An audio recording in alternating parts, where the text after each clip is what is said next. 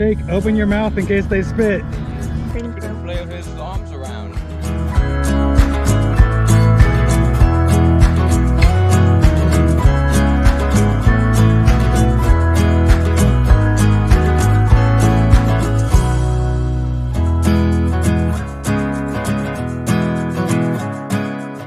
Basically, if he flop well on the side, the head would hit.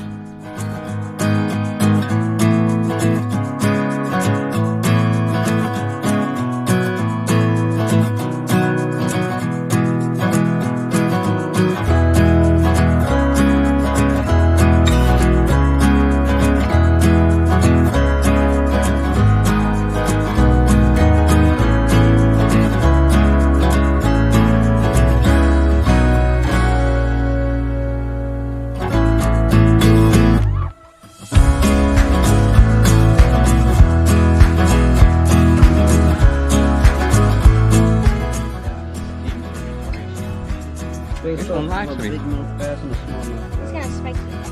What?